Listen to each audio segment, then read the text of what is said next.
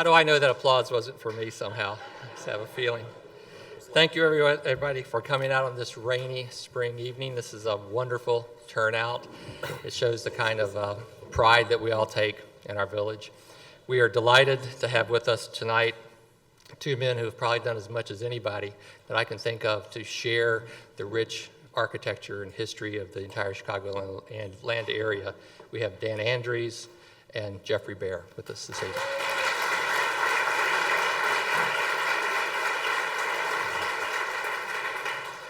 The way the evening is going to go tonight is Dan and Geoffrey are going to talk a little bit before we start showing some of the clips. We're going to see a few clips from the upcoming show, 10 Towns That Changed America. Between each segment, there will be a little blackout period when Dan and Geoffrey are going to talk about that segment. And at the end of the clips tonight, we'll have a chance for questions from the audience. So in case everyone didn't hear me last time when I said this, please turn off your cell phones for the duration of this evening. So what you're going to see tonight is a small section of one of the episodes of a three-part series called 10 That Changed America. It builds on the success of WTTW's 2013 production, 10 Buildings That Changed America. This series illustrates how the built environment came to be and how our homes, our parks, and our towns reflect our nation's history, our values, our ingenuity, and our hopes for the future. The first of the series aired last night, 10 Homes That Changed America, and it highlighted 10 structures that transformed residential living, from grand dwellings like Monticello to Frank Lloyd Wright's Falling Water to the Pueblos of Dallas and the tenements of New York. In case you missed last night's show, it is available to watch now online at www.pbs.org. Next week, on April 12th, is the next installment. That is 10 Parks That Changed America. And that tells the story of innovators who transformed open canvases of land into serene spaces that offered city dwellers a respite from the hustle and bustle of urban life, a topic that is very near and dear to all of us here in Riverside. But tonight, we focused on the third part of the series that airs nationally on April 19, 10 Towns That Changed America. It focuses on 10 experimental towns that did not evolve organically over time, but instead were designed or redesigned from the ground up by visionary planners and ordinary citizens who sought to change the lives of residents using architecture, design, and urban planning. Tonight we will hear how Riverside was chosen as one of those towns, and a little bit about some of the other towns that fill out this extraordinary list. To help us, of course, we have the show's producer, Dan Andries, and the show's host, Geoffrey Baer. Dan is a producer at WTTW Channel 11. He was the series producer of the multiple Emmy Award-winning art magazine Art Beat Chicago for 5 years, and has produced, directed, and written numerous award-winning documentaries on Chicago's history, communities, culture, and arts. His many films include Beauty Rises, 4 Lives in the Arts, Irish Chicago, DuSable to Obama, Chicago's Black Metropolis, Out and Proud in Chicago, and Chicago by Boat, the New River Tour. He also is a field producer on the miniseries Chicagoland, and his recent work focuses on making documentaries about architects and their work. Geoffrey Baer is an Emmy Award-winning producer, writer, and host, known for his masterful storytelling, his conversational style, and his contagious enthusiasm. Nationally, Geoffrey hosted the acclaimed 2013 production 10 Buildings That Changed America, as well as documentaries on architects Michael Graves and Robert.M. Stern, along with Saved from the Wrecking Ball about Mies van der Rohe's Farnsworth House. Geoffrey is also familiar to many of us and many other Chicago viewers as the host and writer of popular feature-length WTTW TV tours of the Chicago area's architecture and history, which he has conducted by boat, by L-train, by bicycle, by car, by foot, and even once through a magical time machine. His special, The Foods of Chicago, A Delicious History, was nominated for a James Beard Award, and he appears regularly on Chicago Tonight, answering viewers' questions about Chicago architecture and history in a segment called Ask Geoffrey. He has been a docent tour guide for the Chicago Architecture Foundation since 1987. We are indeed lucky and privileged to have them with us this evening. Please join me in welcoming Dan Andries and Geoffrey Baer.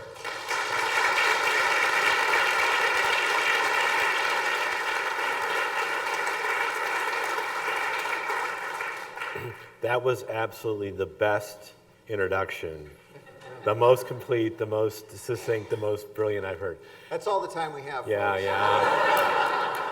It's his standard joke. I don't know why you laugh. It's, you know. So there's a lot of people standing. If you have an empty seat next to you, please raise your hand. Raise your hand if you've got all right. a seat. And kids, your mom sat 2 rows behind you, so raise your hand. And go ahead, folks. If you're standing, please. somebody. There's a few empty seats, fill in a few. So you're not. Yeah. And I really want to thank the Village of Riverside.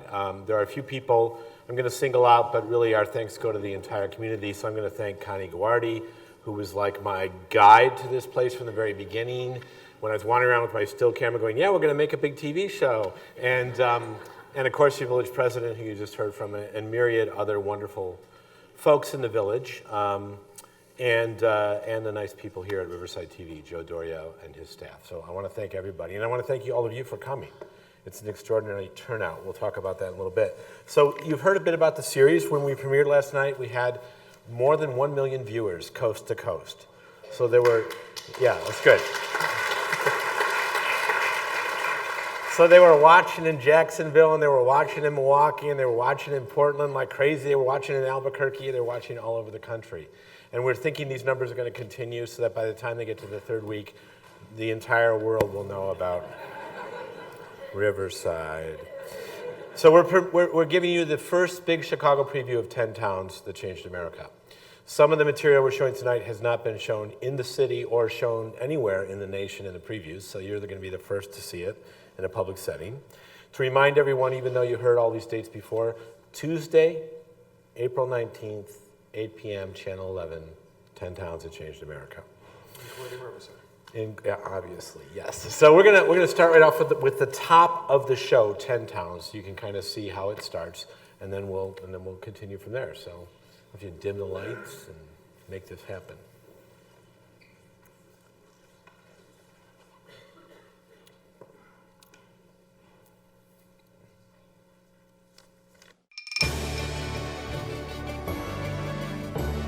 One town was built in record time.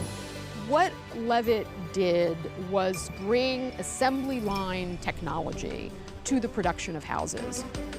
Another was designed by an idealist. He wants to advertise to the world what a community can be, and Philadelphia is the centerpiece of it. And this town is a vision of the future. The Pearl neighborhood in Portland, I think, is one of those places that sort of does everything right. I'm Geoffrey Baer. In this show, we'll discover the stories of 10 towns that changed America. From America's oldest town, well, here's some examples of early Spanish artifacts, to a beachfront resort that took its cues from the past. People always loved the old towns, but they never thought they could be built again. From a suburb designed by a master of suspense. He knows how to have something to make you go, or he could make you say, whoa. To a workers' haven built by a titan of industry. Pullman was a phenomenal businessman. Was he great at providing for his workers? He did fail there. We'll visit triumphs and tragedies of urban planning. Life here must have been just awful. And see what makes these influential towns tick. Find out which towns made the list of 10 towns that changed America.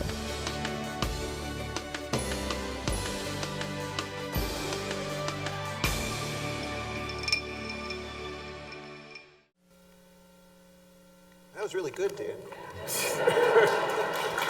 Thank you.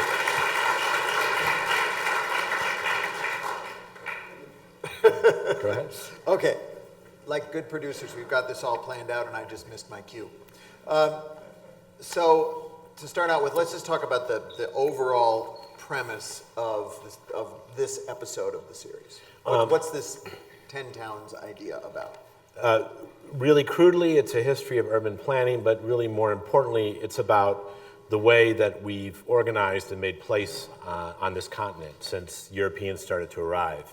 And you'll get, if you watch the whole show, you'll see themes about how you organize space, how you organize people, what the meaning of the place is. But then you'll also learn about the forces that really do shape ultimately a lot of the ways in which things grow. So one of the most kind of fascinating developments for me in the 20th century is this entire series of stories that we tell in which the role of the federal government is so huge as to have mammothly, reshaped the landscape in different ways and to alter the course of cities. I think the other thing that's in this series that's really important to me is that I love cities, and I'm not sure Americans or town planners always love cities. And so this tension between, a dense and lively urban environment and something not, which, Some fantasy about what we think we want. And also including what we have here in Riverside, which we'll get to. That kind of tension is really part of the show as well, and I think kind of one of the more exciting parts of it. And I did an interview. I was doing so many interviews for this show. I did an interview today on WGN, and the interviewer pointed out something else to me, which you'd think I would have thought of, which is that the 10 towns that we're talking about are all towns that were planned, completely designed, right? These are not towns that grew organically at a crossroads. No, they're not outside the castle gates where they traded goods. Right, or even if you think about Chicago, I mean, downtown Chicago was platted. Yep. Just some streets when Fort Dearborn was established, but this whole idea of Chicago it just grew, it exploded. It wasn't like this planned thing. And in fact, Daniel Burnham came in kind of after the fact and tried to kind of fix it all. But these towns were planned from the beginning, which I think is an important distinction. Right. So very quickly, in a nutshell, we know Riverside. Yeah. Obviously, we know the most important town. The most important town. What are the other lesser important towns? Much less important includes the oldest continuous European settlement in North America, which is very boring because it's not Riverside. And that's St. Augustine, Florida. Then we go to Philadelphia, Pennsylvania. William Penn's plan. Yeah, and then we go to Salt Lake City, which is a fascinating story. And then I have to say, Mormon town planning. Yeah. It's true. It's called the Plat of the City of Zion. They were hundreds of towns. Wanted to create a place, the right setting for the return of Jesus. Yep. That was the idea of it. Yeah, and if you really want to ask us questions about the Mormons later, we can do that. Then we go to Riverside, Pullman, Illinois, the factory town, now part of Chicago, but at that point not, its own town. From Pullman we kind of leap in time, we go to Greenbelt, Maryland, which is a WPA era town put together by the federal government. Then we go to Levittown, which you saw a little bit of a preview of. So it's a post-war suburban development, which you're all familiar with. You're surrounded by them. And then after Levittown, we go to an urban renewal project. And you could have picked anywhere. We picked Southwest DC, which is a really rich and interesting story, partly because in Southwest there's financial success, there's social failure, there's planning failure, there's a lot of complexity to the story. And this is the wipe the slate clean school of urban planning. And the government paid to demolish everything and then sold it to a developer to build it up. And then after Southwest DC and urban renewal, we go to Seaside, Florida, in the Panhandle, which in some ways is a return to some of the values expressed here in Riverside about what makes an interesting town. And then we go to Portland, Oregon at the end, to a redeveloped industrial area called the Pearl District, which does almost the opposite of what they did in Southwest DC and everywhere else in the country. Instead of leveling it, they left old industrial buildings, filled in the streetcar and street grid, and did one really, really important thing. And what was that? The streetcar. They put in the streetcar, a brand new light rail system. So that's the stories. Yeah. And the streetcar is critical because a bus can go away next week. But when you lay tracks down the middle of the street, you're telling that community that that streetcar is there to stay, and it gives them the confidence to build and develop. So the first 3 towns in 10 towns, Geoffrey, are kind of notable for one really big reason. And what's that? Grids. Grids. Right. These are grids. And it's important because we're going to show Philadelphia next, right? Yeah. So it's noteworthy in this room because, when it came time to lay out Riverside, Olmsted rejected the grid and instead wanted to have curving, picturesque streets, right? But planners, since the Romans, since the Greeks, have been in love with a grid. It's very rational. You know, it's easy to navigate. Chicago is a grid. You know, I've just been all over the country doing events, and you know, I'm a Chicago guy. I get lost in all these cities where there's diagonals and curves, and I get lost here in Riverside. Grids are, you feel very oriented by a grid, and it's, you know, it's probably the easiest thing to do for the engineers to lay out. So our first town, St. Augustine, is a grid. Is a grid. They created this thing called the Laws of the Indies. It's almost like if you were going to shoot today, if we were going to go off to Mars, we'd have a plan for how to lay out our settlement well in advance, right? And we'd even have some plan for what we'd do if we met a Martian. And they have plans for what do you do when you meet the natives, how are you going to treat them, and so forth. Grid. The next town, Philadelphia, which is a grid, and the town after that, the plat of the city of Zion, the Mormon planning, big, huge, heroic, gigantic grid. Right. So big that there can be many farms on every block, little 1-acre farms, many of them on every block, and very wide streets. But again, a grid.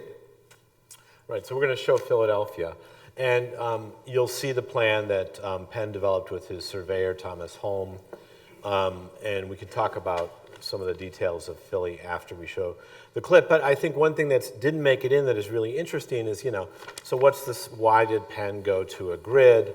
And, you know, the answer is everybody says, well, there's Romans, blah, blah, blah, et cetera. But he's responding to London, which was dense, you know, kind of beautifully labyrinth-like.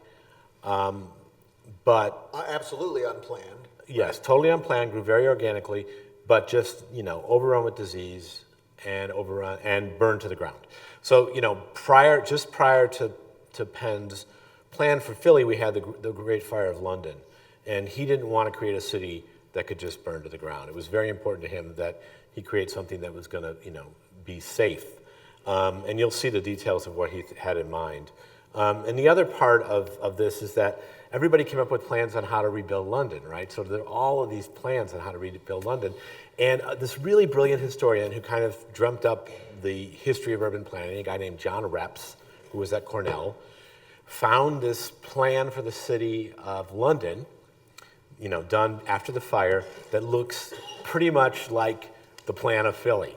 So, you know, you can't really connect these things, but obviously I'm going to say, and I'm going to assume that Penn knew that plan, and the 5-park, you know, grid system that's in Philly really came out of that. Let's look at this clip about Philadelphia and get a sense of how we actually proceeded to tell the stories in the series as well.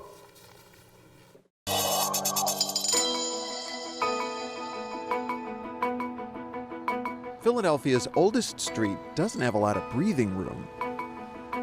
Elfreth's Alley from 1702 is lined with narrow row houses. This is definitely not what Philadelphia's founder, William Penn, had in mind. He had this idea, he called it his great green country town, and his whole idea was that there would be these enormous lots for each house, and the house would be in the middle of the lot, so there'd be all this space around the house, and there would be orchards and gardens and all kinds of beautiful open spaces. What Penn envisioned for Philadelphia is something that we would almost call suburban today. William Penn was the wayward son of an English admiral, and his religious beliefs landed him in jail more than once. He was a Quaker, and Quakers were persecuted in Britain for rejecting traditional English society and refusing to fight in the king's army.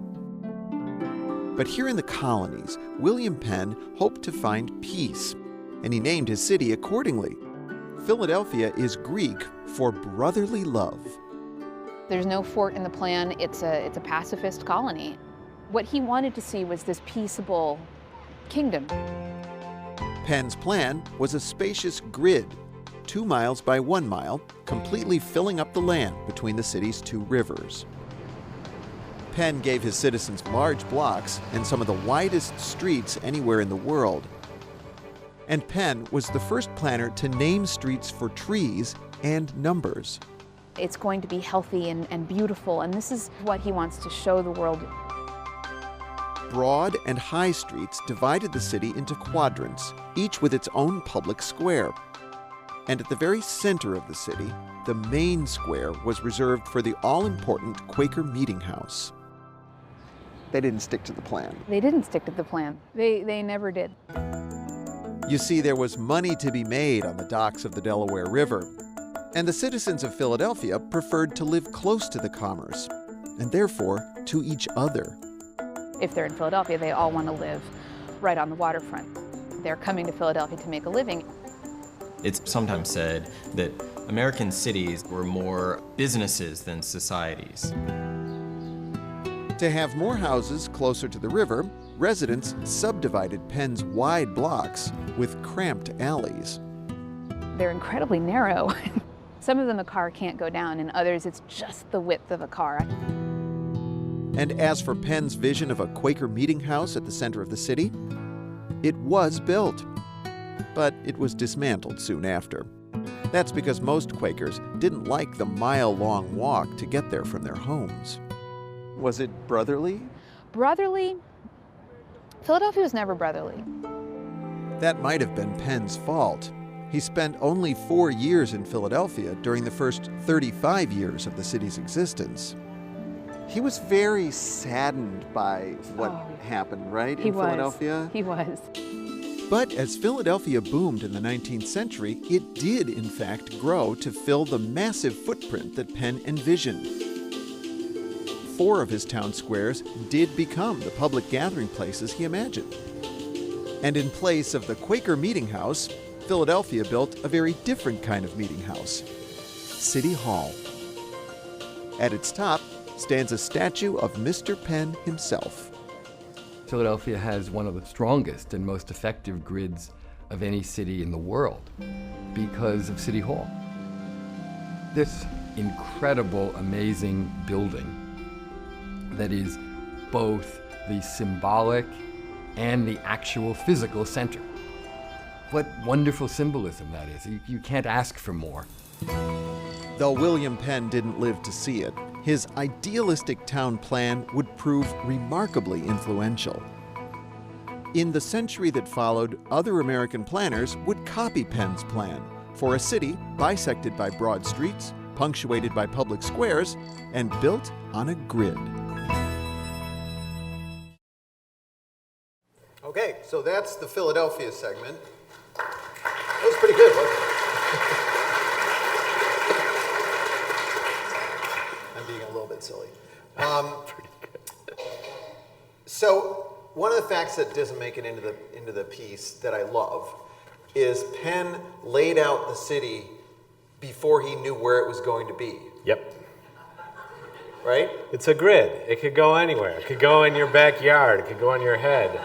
What does it matter? So, and actually, he wanted it to be like much larger than it was. I think his plan was for something like 10,000 acres originally, and then, it had to be scaled down to reality. So they had this, big plan. They're walking around looking for some place to put it, and they're essentially looking at, good locations in the new colony. The reason that he got this land is that his father, the admiral, helped out the king. And so there's national debt issues here. So how do you pay back the admiral who lent you all this money when you were screwed essentially and you were the king? Well, it'll give him some land. So the land got passed along to the son, William, who was also a royal pain in the ass. So they were happy to have him leave. So you go there, you take this land and you go away.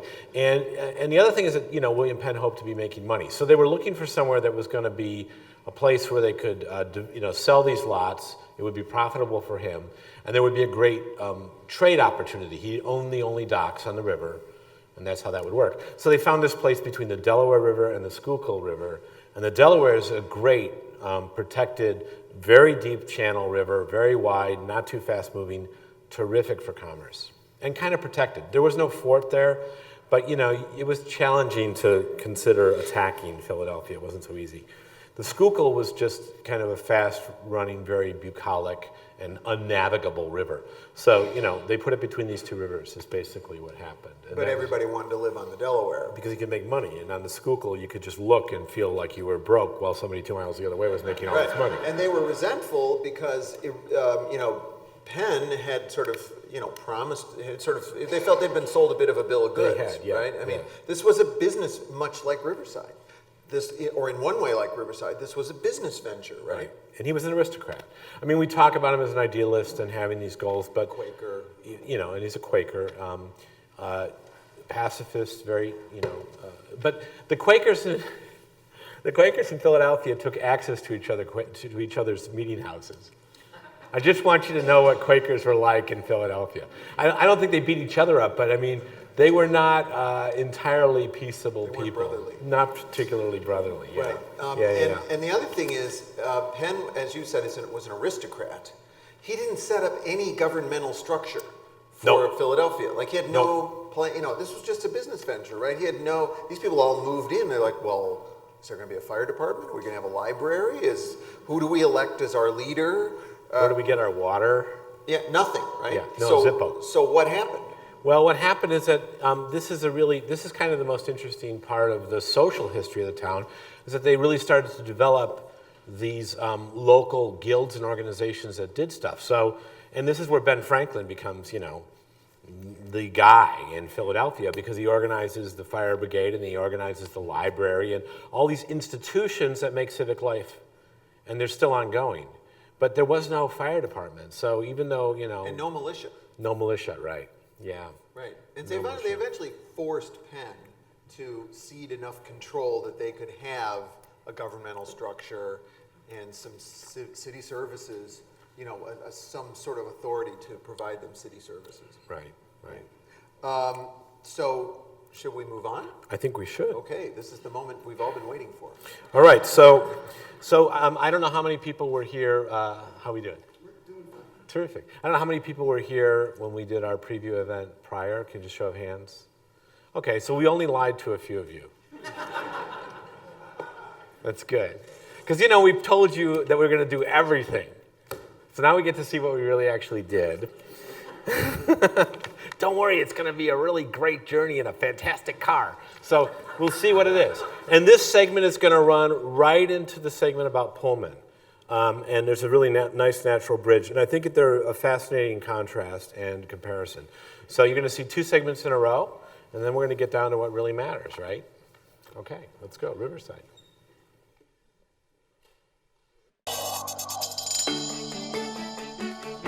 He's best known as the mastermind behind New York's Central Park.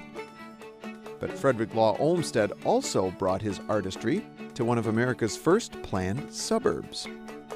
Olmsted is one of the most important people in American history, period, full stop. You can't understand America at all without understanding the ideas of Olmsted. So if you're going to hire somebody to do something like this, he's your go-to guy. You're going to the best. Olmsted said no great town can long exist without great suburbs. And in the years after the Civil War, Chicago was poised for greatness as rail lines and shipping routes converged on the shores of Lake Michigan. But there was another side to the city's rapid industrialization. It smelled. It was still relatively muddy. And so there was a lot of good reason for people to say, gee, I'd like something better than this. A real estate developer saw an opportunity. It was a completely speculative enterprise, and in that sense, in terms of creating a city, very American idea. The Riverside Improvement Company bought 1,600 acres of farmland 9 miles west of Chicago's downtown, strategically situated along a commuter rail line. The railroad was the interstate of its time, except it's actually better than interstate in a lot of ways. The developer turned to Olmsted and his partner Calvert Vaux. Their success at New York Central Park had made them the toast of the nation. Olmsted took 5 days from his busy schedule to inspect the site in 1868. While the railroad was essential to Riverside's existence, No railroad, no suburb. Olmsted realized it was the Des Plaines River that made the site idyllic. The river in Riverside is part of the beauty of the place. And it's not just some straight channel. It would meander, and so that gave a lot of possibilities. Chicago, like most of America, was built on a rigid grid, but Olmsted had something else in mind for Riverside. One of the most radical things he did with Riverside was that he broke entirely from the Jeffersonian grid and made a street, block, and lot pattern, which was curvilinear and inspired by the curvilinear nature of the Des Plaines River. Olmsted's meandering roads invited visitors to take in views that were picturesque, a type of landscape design that tried to capture the variety of the natural world. So you go and things will appear and disappear and playing with light and shadow. In some cases, a surprise that you'll see it and you'll go, ah. Or in some cases, you'll go around that corner and go, oh, and then smile. Just as he had done at Central Park, Olmsted submerged the roads below grade, creating unbroken vistas. There's a car going by right there, but when the cars aren't there, the road disappears. It almost looks like it's actually rolling on the grass. Sometimes you have a berm that's going up, so you don't see it. So what you then see is this continuous expanse of green. To ensure that houses didn't clutter the landscape, Olmsted had strict guidelines for architects. He insisted that the houses be set back from the roads, creating the great onus of American life, the lawn, which you have to mow, and there were no electric mowers in those days. And so you have that wide front yard then seamlessly blends with all of the natural park area that's around it, so it looks like one big park. And Riverside's beauty attracted the best architects of the time, like Frank Lloyd Wright. Riverside was a masterpiece of town planning, but it turned out to be a financial flop. The Great Chicago Fire of 1871, which could be seen from Riverside, and a financial panic wiped out the Riverside Improvement Company. The one thing that couldn't disappear is the good transit out on the train and a beautiful location and plenty of available land. This place survived and it prospered when many other developing suburbs at the same time did not. Riverside popularized the idea of a suburban retreat composed of winding streets and natural vistas. You can go to different suburbs, and even ones that are being built today in development, and you'll find bits of the DNA of Riverside very much a part of them. We're visiting 10 towns that changed America in chronological order. Not far from Olmsted's idyllic suburb, a captain of industry built the perfect town for his workers, or so he hoped.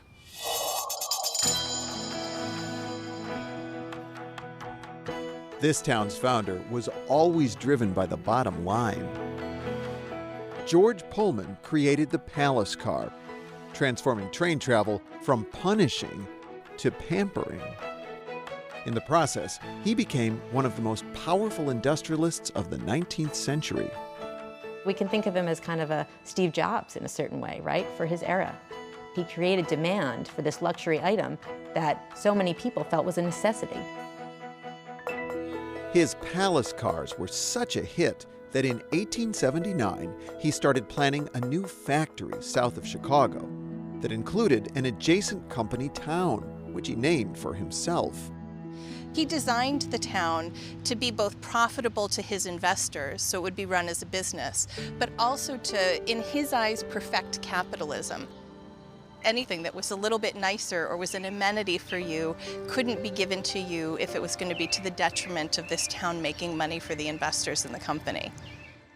Pullman was sure his attractive, efficiently run town would discourage workers from striking. It was a very, very bold and brave experiment. Pullman's architect, 26-year-old Solon S. Beeman, took the basic idea of a grid and opened it up with parks, impressive public buildings, and dramatic views. There were carriage paths in front of these buildings to really reinforce that idea of this being a country, non-urban alternative to sort of the city like Chicago. Sounds like a paradise. I think that that's exactly what he would have liked you to have said. The design of the housing was carefully planned to suit the status of workers up and down the corporate ladder. There's so much variety in the housing. Closer to the factory were large homes for the managers, and at the periphery were tenement blocks for unskilled workers. And this is your part of the village right here. Come on in. So this is an original Pullman house. It sure is. Welcome, Geoffrey. And you live in it. I do. So for a factory worker in this time, this house would have been a big step up, right? It really would have. These homes were warm, they were lit, you could use the bathroom inside, you had a lot more space, and just a much nicer feeling home than you would have expected in a typical urban working class neighborhood at the time. So when you rented a house in Pullman, you signed a 32-page lease? Yeah, you did. That's really excessive, isn't it? I mean, so no nails in the walls, no flower plantings without prior permission, no front porch sitting. Well, you couldn't sit on your own front step? You couldn't. And in fact, there was a dress code for leaving your house. Pullman even built a town church that he rented out at a profit. The press accused Pullman of behaving like a feudal lord, ruling an industrial serfdom. So there's kind of a famous quote from a resident living in Pullman. We live in our Pullman houses, we go to work at a Pullman factory, we worship in a Pullman church, and someday we're all going to die and go to a Pullman hell. In 1893, a financial panic brought tensions to a head between George Pullman and his workers. What he did is he cut workers' wages, but he didn't cut their rents. Pullman, the town built to avoid labor unrest, suddenly saw its resident workers walk out on strike. This made it a national issue because rails weren't moving, and it also became a federal issue because the mail wasn't moving. President Grover Cleveland called in federal troops to end the standoff. The result? One of the bloodiest strikes in American history. The strike goes up to the Illinois Supreme Court, where they decide that the company cannot control the housing for its workers. Pullman contributed to the demise of factory towns in America. As for George Pullman, the loss of his reputation was devastating. He really felt at the time that he was very misunderstood. He died of a heart attack 3 years later. His grave was designed by the town architect, Solon S. Beeman.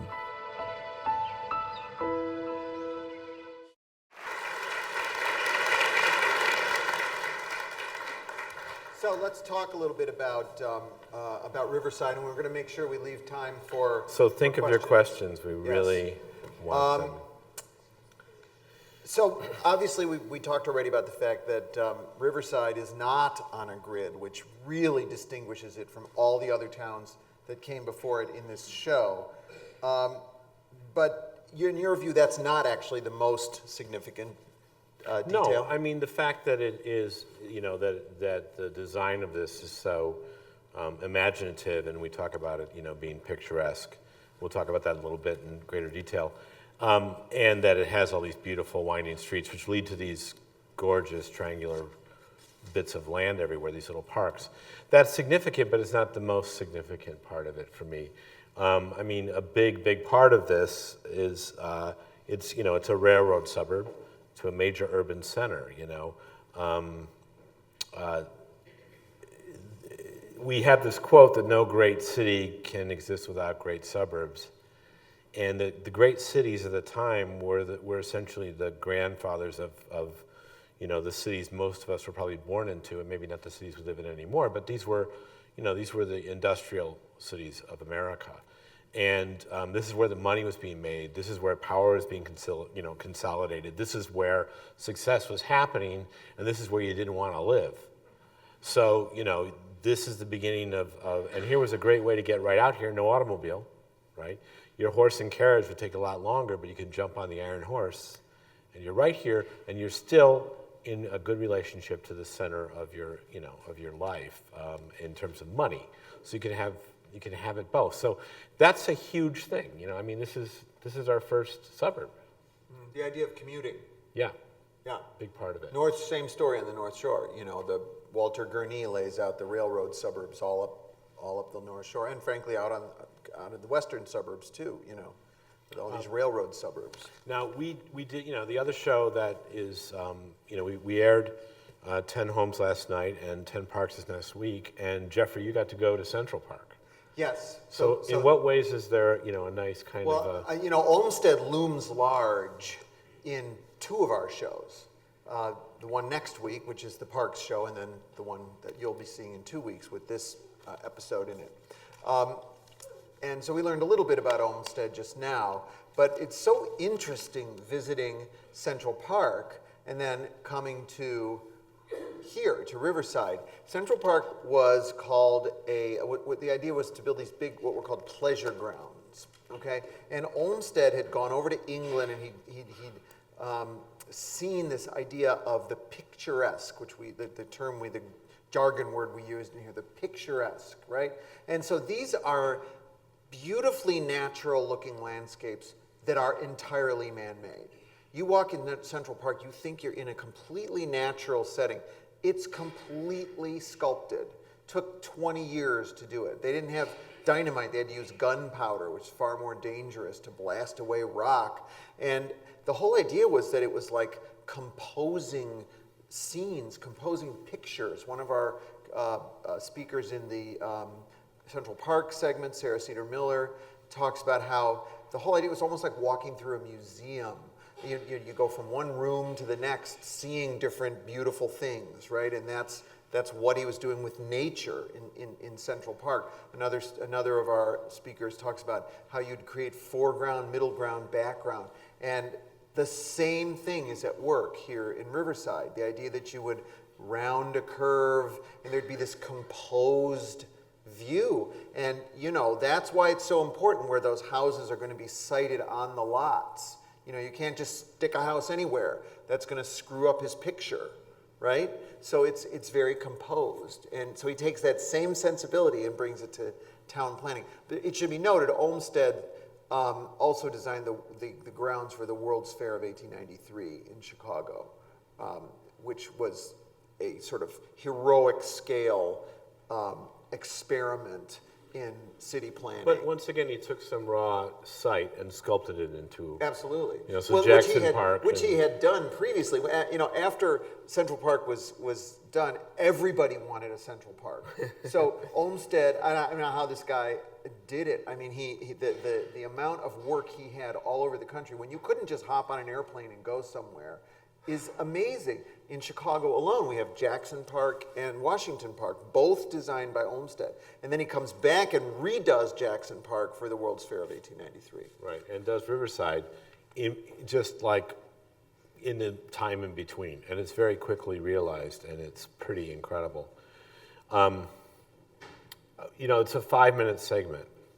So what are some of the really cool things that were left out in our mind? And they include, numbers. So there were 85,000 trees brought into this place. Every one of these trees that was here was brought in, and sometimes a full-grown tree would be brought in and put into place. Every one of the trees was carefully figured out by Olmsted and understood that when it matured, it would result in the effects and the kind of place that we see today. And we should say Olmsted and Vaux. And Vaux, yes, Calvert Vaux, his partner. This is one of the dangerous things about this kind of a show. We tend to reduce these to single names, and we mention him, but they were a partnership. And the interesting thing about Olmsted, and we'll get back to this in a second, but Olmsted has no training. He's not an architect. Vaux is the architect. In fact, Vaux has a house that was designed here in Riverside. You see it briefly in the shot with Tim Samuelson. Right. We went to that location specifically for that house, and you can see it behind him in one of the shots. Olmsted was sort of a dabbler. He'd been born into wealth. He tried being a journalist. He tried being a farmer. But he was the guy who was like Daniel Burnham. He was sort of the front man who could really do the selling, and he definitely had the vision, no question. But Vaux was a trained architect. He had done the White House grounds. I think we said there's all these triangular parks. I believe the number's 41, so you guys can know that. We had in the script at one point a kind of a way of talking about Long Common and its whole winding through the entire village. That ended up getting cut. There was a parkway designed by Olmsted that was supposed to leave Long Common, go up, and go all the way into Chicago. And you can kind of see Long Common continues all the way up into my lovely suburb, Berwyn. So, which has all the picturesque achievements of Olmsted in high form. But anyway, that street is the beginning of what would have been, in his mind, a big parkway into the city. Kind of like Ogden, but, I think he had a much more beautiful idea in mind that wasn't realized. It was for carriages. We didn't really talk about William Baer and Jenny, who's incredibly important to the second stage of this. So, planning, a business proposition, beginning of the work, collapse, and how does it go forward? And it's really people like Ginny and others who cared about it and were here who really did the work to make sure that this place moved forward brilliantly and designed a lot of the houses. I think there's a couple of his houses in the shots that we included. And of course, the water tower, it's not the original one, but that was his as well. And for those who don't know, William Baer and Jenny is generally credited as being the father of the skyscraper. He designed the home insurance building in Chicago, which is considered by some to be the first building entirely supported by an internal metal skeleton instead of by its load-bearing walls, which makes it a skyscraper. He's thought of in that way. And he also designed many of Chicago's West Side parks as well. And then the final detail that I really love is that, we call it the Riverside Improvement Company. We say that these developers, we show this group photo, and we never mention the name of the developer, who's Emery Childs. That's his name. It's no mystery. And the reason we don't mention it is because we don't have a photo of the guy, and we couldn't find one. And despite our best efforts, it was impossible to locate. So Emery Childs dissolves into history and becomes the Riverside Improvement Company because there's no picture of him. So ladies and gentlemen. If anybody has a picture of Emery, let us know. Or, get your pictures in order. Get your pictures taken now. So one of the things that I love about our work is that we have a lot of fun with kind of exploding urban myths. And you so often hear these superlatives. The one that you hear so often is first. It was the first whatever. And we hear this about Riverside. Oh, the first suburb. The first planned suburb. True? No. No. I know you don't want to hear that. Yeah. And not even the first kind of bucolic, non-gridded railroad suburb. So according to the best research we have in about 1851, in Glendale, Ohio, there's a beautiful railroad suburb that was one of the first that has, kind of winding streets, and it's no Riverside, but it has that stuff. Llewellyn Park, New Jersey predates Riverside and has elements that were said to have inspired Olmsted, and it was definitely just outside of New York City, about the same distance from New York as Riverside is from Chicago. It was not on the railroad. And it was seriously considered as potential story, right? And it also has it has incredible sort of visual effects, designed very much for this picturesque kind of impact. So why Riverside? What is it about Riverside aside from that we don't have to get on a plane to shoot it? I walked here for every shoot. No, why Riverside? Because it's such a great story. Because it's a better story. And quite frankly, Llewellyn Park and Glendale are nowhere near the level of achievement of design that Riverside is. So you have a brilliant design that has maintained, and it's actually still here to see. Glendale, Ohio, there ain't as much to see of what was there in 1851 as there is now. And then you have this other thing called, Frederick Law Olmsted and his partner Calvert Vaux. And so the fact that the guy who did Central Park came and did the suburb is really a powerful story. And then it also has great twists and turns, like it was a financial flop, and all that stuff is great too. But you're looking for a story, and quite frankly, it's one of the earliest. Yes, it's definitely among the first, if not the first. And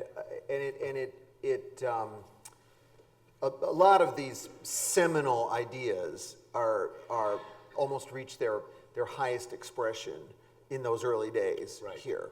Right. So it's a great example of what kind of goes on. to change America. And that's one of our criteria. We want to be able to make a case that in one way or another, each of these towns, homes, parks changed America. You know, someone said, you know, I think you were answering a question about what has to be included in the home show, and you were like, well, if you're going to do a show about dinosaurs, you have to have T-Rex in it, which would be falling water, right? If you're going to do a show about urban planning in America, Riverside is pretty close to T-Rex. Yeah, absolutely. And it must feel amazing to... I mean, really, you know...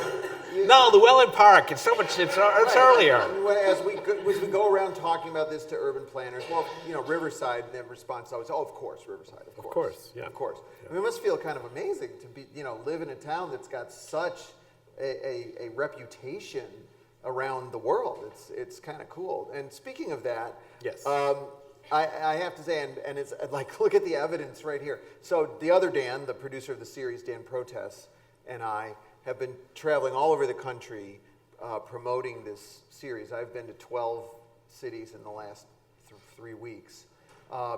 And, you know, we've done events like this, New York, Los Angeles, San Francisco, Boston, Philly. Pittsburgh, Philadelphia, you name it. This is like, we have never had a standing room only crowd in any of those cities. I can tell you that right now.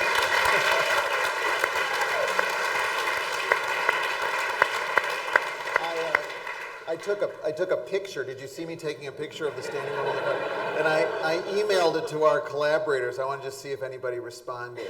I said, I sent it to Ann Gleason, our web producer. Our web producer and marketing. I said, standing room only tonight in Riverside. She wrote, Riverside is the place to be tonight. So Dan, is Riverside the friendliest town that we filmed? Yes. So I want to mention the runners-up because it really makes... But first of all, you want to say what makes it so friendly? No, I'm going to mention the runners-up first.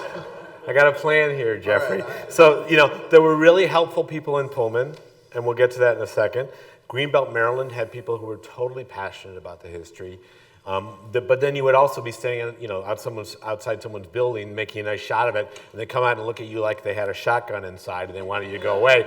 So like it was, you know, a little bit of tension there in Maryland. There were really excited people in Levittown, and the worst town officials in the history of the entire country ever. Like they were so not helpful. But the people who cared about the history of the town were very excited. We were standing outside one house in Levittown, and the guy came out. And I'm like, hi, you know, we're doing this TV show, blah, blah, blah. And he goes, yeah, well, I was in the New York Times before. Am I going to be on TV again? So they were pretty happy. That's because it's like one of the only houses in Levittown that still looks like a Levittown. No, that one was totally redone. Oh. So I was filming all the ones that had been... It's amazing when you go to Levittown because you know, picture it in your mind, right? Levittown, the ticky-tacky little boxes on the hillside kind of thing, although that wasn't written about Levittown. There are none of those. They all have had like second floors added to them and things put on the back, and so it's hard to find that shot you want to get. Levittown is the town for the people who wanted to do it themselves and fix it up. And I would have never survived in that damn town. I would have been like, my house is just fine. I like it the way it is. I would have been ostracized, invited to no parties. He hasn't done anything to his house. Right, you didn't do anything to your house. And they were very nice to us in Portland. But in this town, you know, you get the village president standing next to you while you're shooting with a huge smile on his face. You have all these incredibly excited people. You have, you know, somebody like Connie. You have John, who let us into his Frank Lloyd Wright house. You have the Eastmans. Just incredible people, entirely willing to, like, you know, kind of turn the place inside out for us.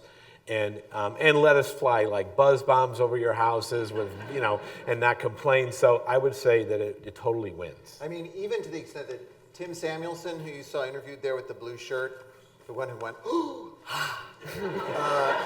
Tim is, if you don't know, Tim is a treasure. He is the cultural historian of the city of Chicago, and he is a walking, living, breathing, not just encyclopedia, but storyteller of Chicago. He's a treasure. But Tim is not a guy who thinks a lot about, you know, what he's wearing. So he showed up in that shirt covered in wrinkles. And I didn't say anything because I didn't want to make him nervous or self-conscious. but I'm looking around like, I wonder if there's a dry cleaner in this town. And right, is it right over there? You know, are you here, that guy who owns the dry cleaning store? So I didn't say anything to Tim at all. I just went across the street and I said, if I brought you a shirt right now, and he's like, yeah, sure, bring it over. So then I told Tim the situation, and I said, you know, but they're going to go, they can press it for you right over there. And he's like, well, I took it out of the hamper this morning. I didn't think you'd notice. So and the guy pressed the shirt for Tim and didn't charge us any money. He's like, what can I pay you? No. Friendliest town. It was amazing. Absolutely. Totally amazing. Yeah. Absolutely. Where do we want to go from here? Well, I want to ask you about... we want to leave room time for questions. I want to ask you about shooting in Pullman, though. What's that? I mean, that's a friendly place, too. It's a friendly But place. what happens when we shoot in Pullman, Well, Geoffrey? it's very interesting. There is great difference of opinion about who exactly is the steward of the history of Pullman. There are sort of competing interest groups who sort of think they have the proprietary, history of Pullman. So, and they hover around you while you're shooting. They come out of their houses, wander over to you, and start talking to you. And they kind of, and you're going to shoot that, aren't you? And did she just say that? That's not really true. I'm serious. And then the person you're interviewing is looking over there and going like, oh, I can't believe he's out of his house. And he's like, because they, there's the body of opinion that George Pullman was a great capitalist and has been misunderstood. There's the body of opinion that he's the, great Satan. Right. There's also the African American history of Pullman with all the Pullman porters. It's more the history of and the that whole company, story. the town, so right, because George Pullman was long dead when the Pullman porters unionized. There's, and now there's this it's a national monument now, right? You probably all know that.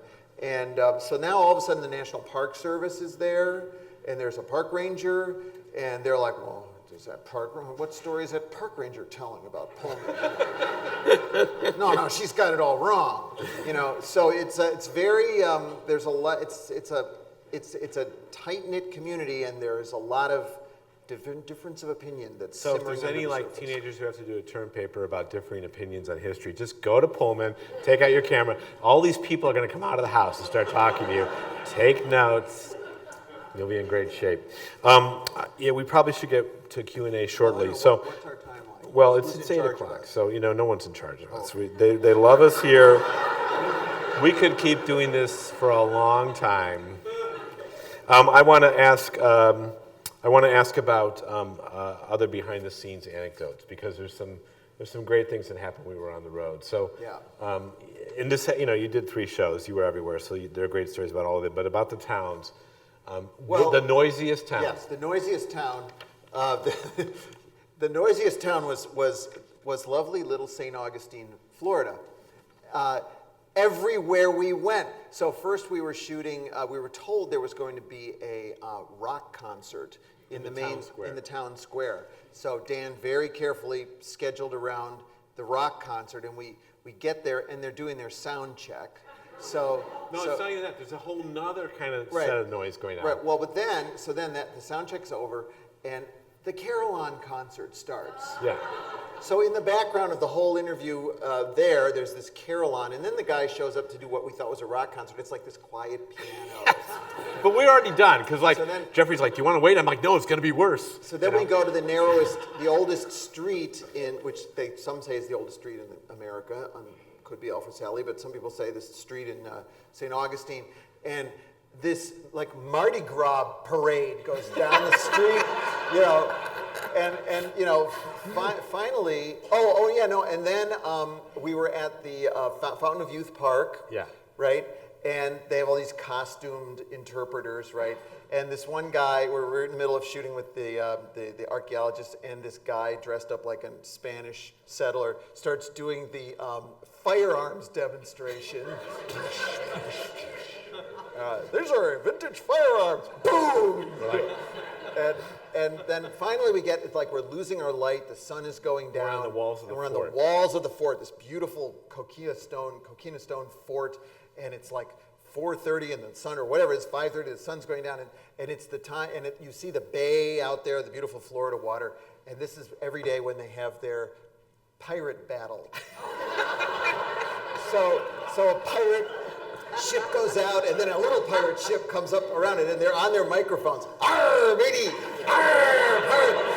And then the cannons start going off. Boom, boom, arr, circling around. It was like, yeah, it was crazy. The only other And there place are tour buses all and over the tour town. bus constantly. I'm like interviewing this woman, and all of a sudden, either it's the tour bus, those like open tram things, or the big diesel bus like pulls up right behind us. The only thing that could even go ahead. There's another great bus story, and that's Washington D.C., right, in Southwest. Right. So You're running out there trying to tell the bus drivers to.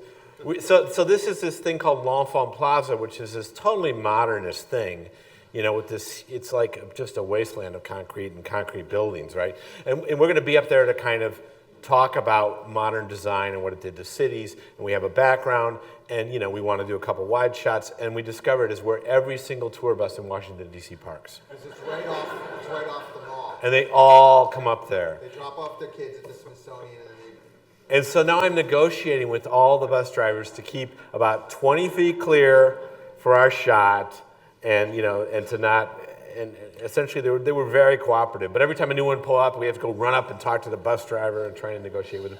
How about the rainiest location? Do you remember? I don't. Is that where was it? Oh yeah, right. Yeah. So we had the gaffer with a little cell phone app going, you got 10 minutes. You know, okay, shoot, you know. And then we'd all bring out the umbrellas, and then you go, this is going to rain for 20. And then you'd look at the app and go, okay, 5 minutes. And then we'd shoot a little more. And you know, you weren't there, but that actually happened to us in Falling Water. Did that happen too? In Frank Lloyd Wright's beautiful Falling Water in Pennsylvania. We have a brand new $75,000 digital cinema camera. I mean, it's like they shoot feature films with these cameras. And Tim Boyd, our director of photography, just get out of this dolly and track and stuff, and he's setting up this gorgeous, beautiful shot, and it's kind of sunny. And all of a sudden the clouds roll in, and it was like Noah's flood started coming down. And we all, ran under the eaves of the falling water, but Tim was like, he had no time to get the camera. He just like put up his umbrella, and he's like huddling under his umbrella, protecting our camera, and it was unbelievable. And I remembered it because you mentioned the app. Our gaffer, the same thing. He's like looking on his app. Oh yeah, it's going to clear up in about 5 minutes, and it did. So we want to get to Q&A. I just want to acknowledge the series producer of the show, Dan Protest, who's not here, but this was his dream child, and we were lucky enough to do this one, and Geoffrey got to do the rest. But he's a very important person to mention. And also the associate producer is in the room, Mary Fishman. Where are you, Mary? There's Mary. There she is.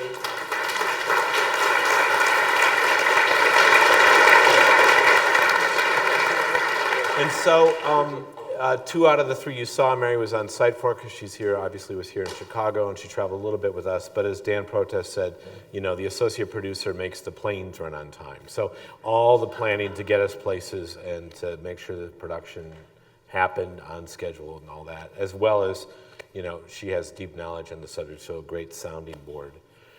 So that's kind of the end, I think, of our gabbing away with each other. Is that right? Yeah, Please, so. ask questions. Let's hear from all of you. Your questions or comments or thoughts or observations. Yes. I have a question. We'll repeat the question, by the way. Well, I found something about a site it says in Riverside, but I'm not sure if it's really still in Riverside or what was North Riverside now. And it seems that in 1912, the Swedish Day was held in Riverside Grove, Riverside. And also in 1901, the Florist Club had their picnic in Riverside Grove. How are you spelling? It's R-I-E-S-I-G. And you're wondering if this is. And I'm wondering where it was. Riverside Grove? Yes. There we go. That's the answer to Riverside Grove. So she said that she's reading some articles, 1901, 1912, about events being held in something called Riverside Grove. Do you have the answer? Riverside Grove, Riverside used to be a Rosarian that lived in Riverside, but North Riverside. So it's west, it's no longer there, it's west of East Lanes, and in between 26th and 30th.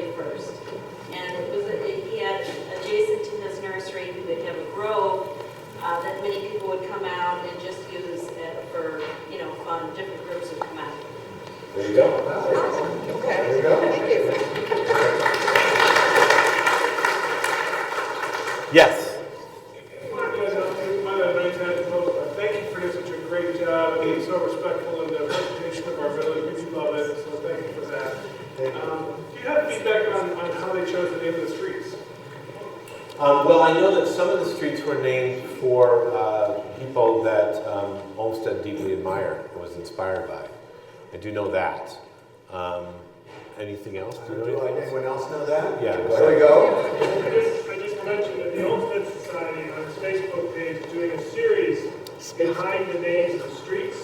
So people like Bartram and Downing and Udale. There's a Downing Street? Yeah, Alexander Downing. This is a really important person in the early history, 19th century history of design, architecture, and of landscape architecture, which didn't, here's the other thing, you know, the first landscape, truly you can actually say Olmsted is America's first landscape architect. Right, the term didn't exist. There was no landscape architecture. The Riverside Library did a little book called Origins of Riverside Street Names. And they did the research on that. The book is still available at the library. It's $4, and it goes through all of the names of the streets.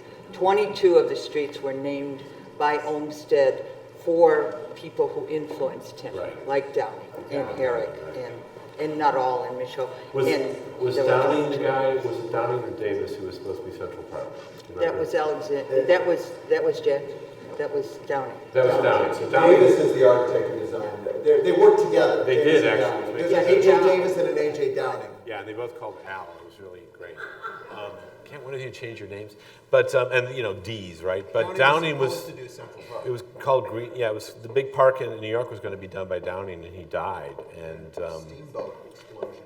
and that's why Olmsted got the gig. I mean, quite honestly. And Fox was partnering with Downing. And then was but there's no evidence that Olmsted had much to do with Downing's demise. And he, yes. You show a picture of Pullman's grave. I presume you know the story of how well it was built. Well, here's the deal. So, you know, the story of Pullman's grave traditionally is told he was so hated by his workers that he's buried under railroad ties and cement on top of that, and very hard to get into that grave, right? Because he was so despised. And that's a great story, and I love that story. One of the many people who came out of the buildings in Pullman was like, "You're not telling that damn story, are you?" I said, "How?" There's dispute about. Well, actually, no. I'm like, "You bet I'm going to tell that damn story." And, you know, and I'm going to leave so you can't even chase me and punch me because I'm going to get in the car and go. You know.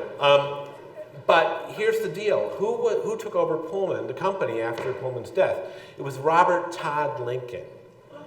It was Abraham Lincoln's. Until the 1950s, I think. Could that be right? No. But he was he was the president. He was the president of Pullman, or the big guy in Pullman's train company at that point, the Pullman Palace Car Company. And you know what had happened to his father's body? There had been an attempt to grave rob Abraham Lincoln's body, and so it was reburied with a lot of security. And you know, you did have this incredible labor disputes here in Chicago, and a lot of animosity towards George. So Robert's thinking about a lot of things, and I think he's also thinking about his dad. So you know, making that grave secure is partially the result of probably a pretty horrific experience for the man who was in charge of burying his new boss. So. Yes? Did the Riverside Improvement Company select Olmsted and Vaughn, or was it vice versa? No, they selected Olmsted and Vaughn. They went to them and said, you know, please come and do your... He was the hot guy. The question was, did the Riverside Improvement Company select Olmsted? Go ahead, sorry. The answer is yes, they did, yeah. Well, Emery Childs. Yeah, Emery Childs was the head of the company, and he said, you know, I got a site, come out and look at it. A horse farm, I believe, is what... Racetrack, right. Yeah. David Gage's. What's that? It was David Gage's property. Right. He had a horse farm. He owned a lot of things in New York. But 1,600 acres, Childs bought from him. Right. And actually, some of the plan was for land that ultimately got sold off and was not developed. Right. So there's other side of the displays. There was also, you can look at the Riverside plan by Olmsted and see streets that were never. And Brookfield Zoo occupies a big part of that. Other questions? Yes. What were some some of the other towns just off the list?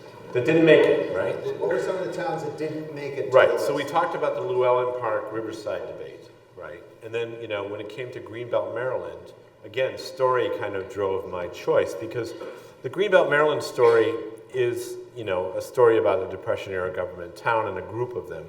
But it's also about the ideas of the Regional Planners Association of America, which was a group of planners who had ideas about how to transform American cities. And what they really wanted to do was entirely dismantle the system of cities and replace it with these kind of green-belted communities that wouldn't grow and expand and, you know, sprawl, and that they would be separated by a few miles, and that they would actually be connected by a couple of great systems. One would be something that ultimately got built into the Appalachian Trail. So you would have this incredible walking system between these towns.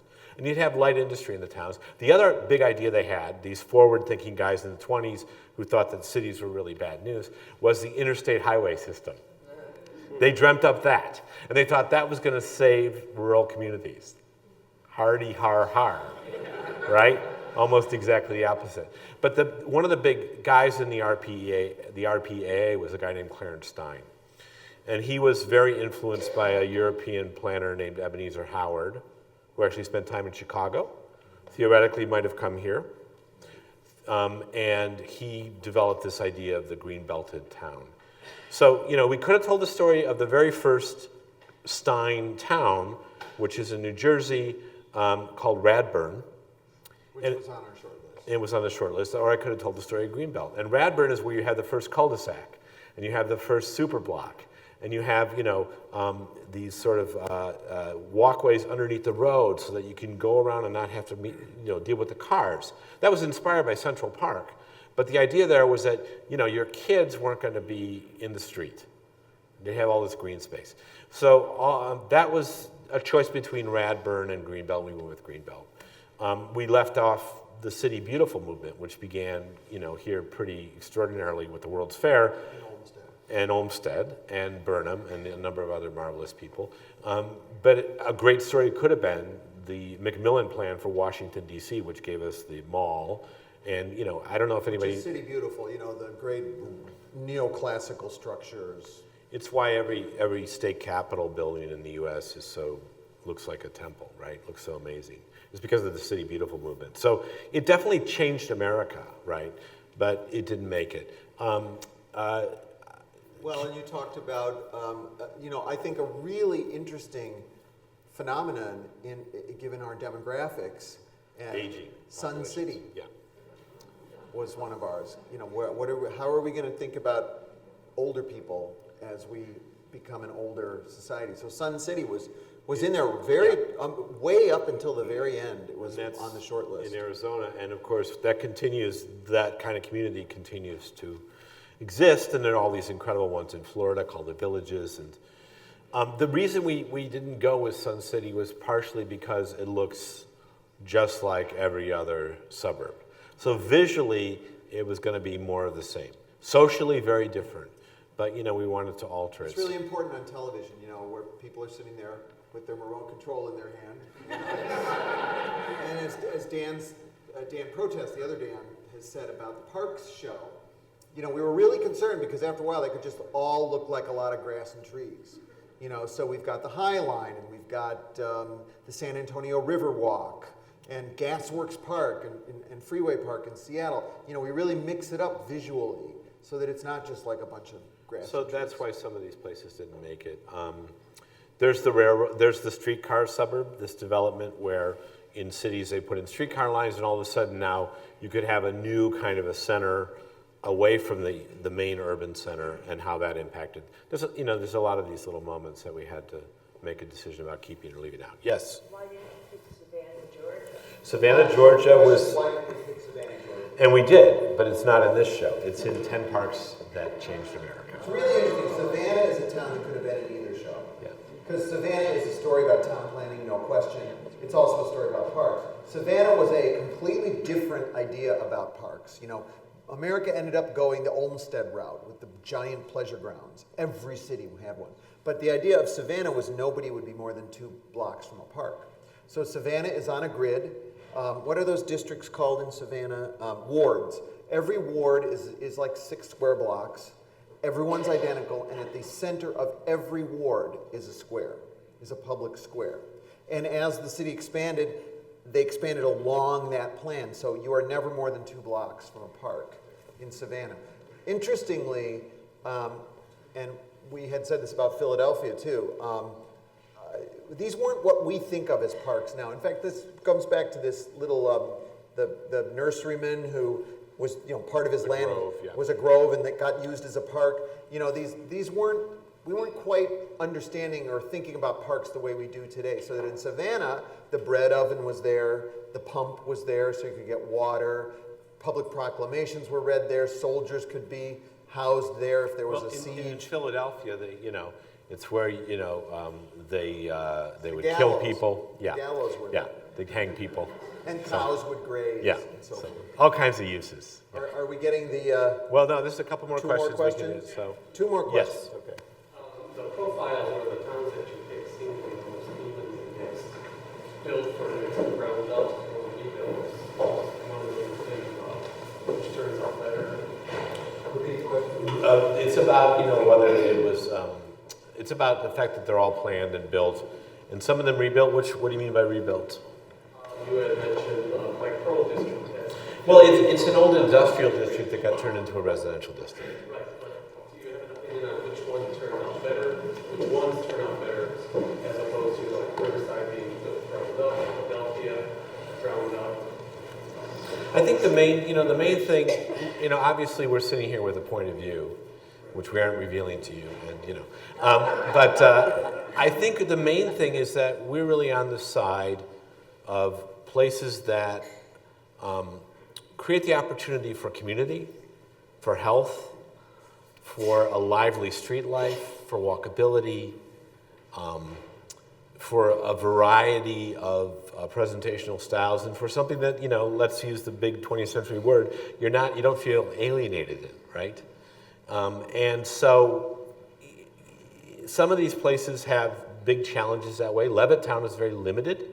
Southwest DC. Southwest DC is, modernist urban planning, which is kind of, in our opinion, kind of a catastrophe, but an important chapter in the history of American urban planning and thought. That being said, Levittown also has a lot of town green, and it did have a kind of community, but it doesn't really have a true center. And so there's the impact of those kinds of things. So, what's better, what's worse, it kind of depends on how you treat it. I mean, I think you got 2 urban renewal stories in our show. One is the 1950s and 60s. In DC.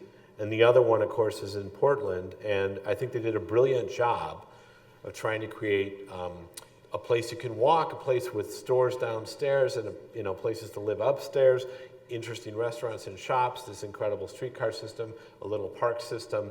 They're trying to draw on all the successes. But as I like to say, it's everything that we think is going to work. So we'll find out in 20 years what's wrong with it. We can only, every choice has its downside. So one more question. Yeah. One more question. No more questions? Okay. Yes. What's in the works for the future? Your ideas or anything you can, wish lists? Well, for my future, rest. No. We're doing a show about the 100th anniversary of Navy Pier, which will be on in October. And I'm going to be doing I did the river tour of Chicago for Channel 11 in 1995. We redid it in 2005 because it got outdated. It's outdated again, so we're doing it again in 2017 and 2 years. And as far as PBS goes, we're very eager to keep this franchise going on PBS, and Dan Protest, the series producer, is currently cooking up 3 more ideas, sort of going beyond what we've already done. One of them is 10, we don't know for sure yet, but some of the ideas are 10 monuments that changed America, which is something we had included in this proposal to PBS, but they only wanted 3 shows and not 4. We're looking at things like 10 sacred spaces that changed America, 10 museums, actually, because you think about, the Guggenheim, you think about, just really a lot of radical things happen with museums. But those are just a couple of the ones we're kicking around. We haven't brought this to PBS yet, and so we're still in the development phase on 10 that. delis. 10 delis, the chain. Thank you very, very much. Thank you all.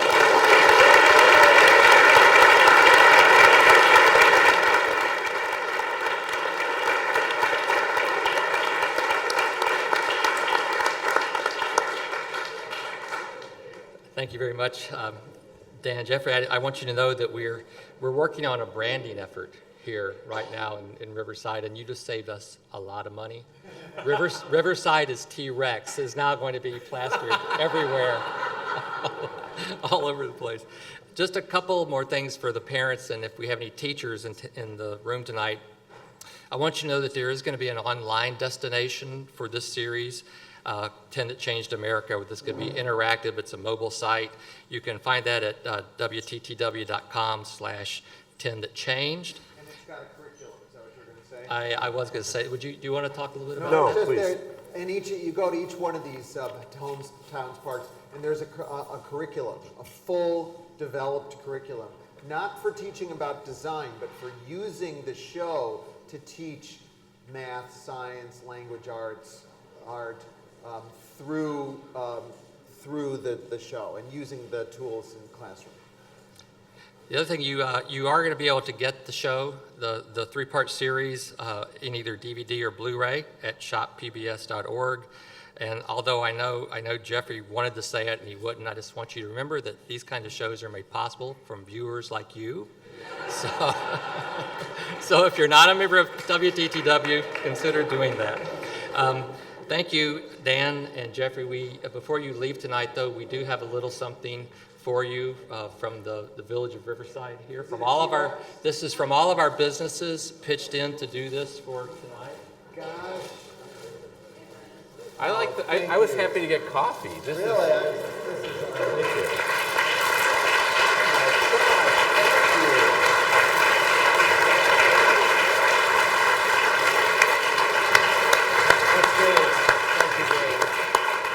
Thank you, Ben. Before we close tonight, my last official act as village president is to declare both of you honorary Riversiders. All right. Thank you, everyone. Have a good night. Look at that. Great.